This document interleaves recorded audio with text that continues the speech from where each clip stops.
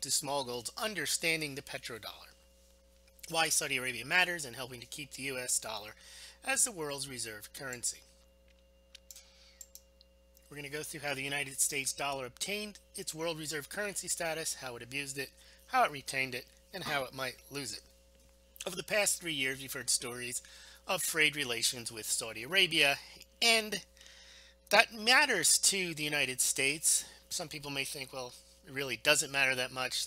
The United States has its own shale oil production. The United States is no longer the largest importer of Saudi oil. I think China now has that distinction. But the relationship between the United States and Saudi Arabia is still very important, and it underpins the petrodollar. Now, what is the petrodollar? We're going to give you the simple definition, and then we're going to give you the history as to how it came about. Simply, the United States made an agreement with Saudi Arabia and other OPEC nations in the Gulf that they would come to their aid and defend them with military might, if necessary, on one condition: that they would price their oil in dollars only and accept only dollars. And what that did was it created a demand for dollars. After all countries need to buy oil, and if they need to buy oil, well, then they need dollars to buy them. So that creates a demand for dollars. Foreign nations need to acquire dollars. They can hold their dollar reserves in US treasuries. And you can see how that's very useful to the United States, because then the United States can continue to issue debt, not just to its own citizens and corporations, but to foreign countries, making the demand global. And with all that debt, the United States can continue to fund what some term as the welfare warfare state, which is fueled by deficit spending. Now let's go to the history of how the dollar became the world's reserve currency. So in 1944, as World War II drew to a close, 44 countries from around the world met at the Mount Washington Hotel in Bretton Woods, New Hampshire. There's a picture of it here. I actually took that picture about 30 years ago. That looks like Switzerland, but it's not. It's in New Hampshire. And they agreed that the dollar would be the world's reserve currency. And according to the Bretton Woods Agreement, that's because that's Bretton Woods in New Hampshire, they said the dollar could be the world reserve currency because, first of all, the United States was now emerging as the dominant superpower, having basically vanquished the Nazis along with the help of Russia and England and France, and that the dollar would be the world's reserve currency on the condition that central banks that were signatories to the Bretton Woods Agreement would be able to convert their dollars that they had accumulated for gold. And if they wanted to, they could send their warship to the United States, they could bring their dollars and collect the gold from the US Treasury. And that was when the United States was on a gold standard. Now, prior to 1944, earlier in 1933, the US had removed gold from circulation by confiscating it, and then taking all the gold that they had confiscated, melted it down, put it into Fort Knox and other places in the United States. So the United States had a fair amount of gold, and if countries wanted to get gold for their dollars, they were more than welcome to come to the United States and collect it. But as the agreement started to age, and it worked pretty well in the 50s after World War II, but in the 60s, many of the countries, notably France and Germany, were concerned that the United States was spending far beyond its capacity to pay. The Vietnam War was raging. The United States was engaged in a space race to try to land somebody on the moon by the end of the decade in the 1960s. Lyndon Johnson had launched the Great Society, which was a social welfare program. And France and Germany in particular were bringing their dollars in large amounts back to the United States and collecting their gold. In effect, they were making a run on the gold that the United States had.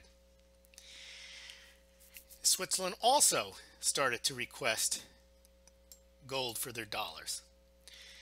And what was happening was the United States gold reserves were rapidly being depleted. in the late 60s. So, without warning, on August 15th, 1971, then President Richard Nixon, in a nationally televised speech, unilaterally, without warning, ripped up the Bretton Woods Agreement and basically said he was suspending temporarily the convertibility of the dollar into gold. Well, that temporary suspension is still in effect. And of course, Nixon justified his actions as necessary to protect the dollar against nameless international speculators who held the dollar hostage, and this was going to help the U.S. worker. Of course, he wasn't going to admit that Lyndon Johnson had spent all the money, put us into debt, and that he was following pretty much the same path. He wasn't cutting back on spending, and that basically, if things continued this way, confidence would be undermined in the dollar if the United States ran out of gold because of all the requests from the central banks. Just keep in mind, it was only central banks that could get the gold for their dollars. The average person couldn't do this, or company. This was under the Bretton Woods Agreement. The gold standard, so to speak, when gold was in circulation, where you could take your gold certificates and get gold, that ended in 1933. So Nixon basically tried to explain that this was a good thing and not to worry. There wasn't going to be inflation. You'd only see inflation if the dollar went down and you had to go overseas, which fewer people did back then. And you might be a little more expensive to take that European vacation, but not to worry. Well, he had to eat his words on that because inflation went rip-roaring from 1971 on all through the 80s. Largely as a result of this move, where basically the United States dollar was no longer backed by gold. And of course, the other thought they had was that the gold price, the gold price would go down. What they thought was that if gold was no longer needed in the monetary system to back the dollar, the people would just use it for trinkets and jewelry and stuff like that, so the demand would go down. Well, that was wrong too. Gold was $35 an ounce in 1971, and by the end of the decade, it was $800. Of course, Nixon resigned a couple of years after that, not because of this action, but because of Watergate. There is a right smack in the middle of the blog post, a request for donations for Bitcoin.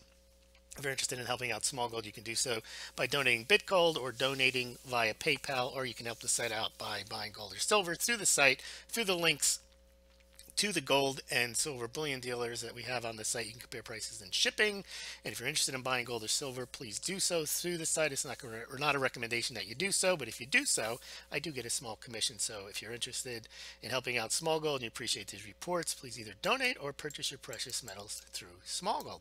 Now, Richard Nixon, having unilaterally just breached this Bretton Woods Agreement, he tried to assure the international banking community that the United States could be trusted. And the guy said, I am not a crook. Okay, well, this was the problem. He said, I give this assurance, the United States will always be a trustworthy trading partner. Well, okay, when you can unilaterally rip up an agreement, you kind of lose some trust there.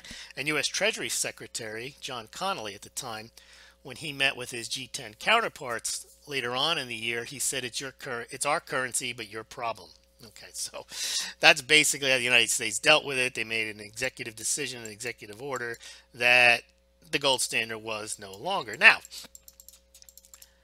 fine, you do that, what happens next? Well, the United States wasn't going to give up their spending, and they needed the world's reserve currency.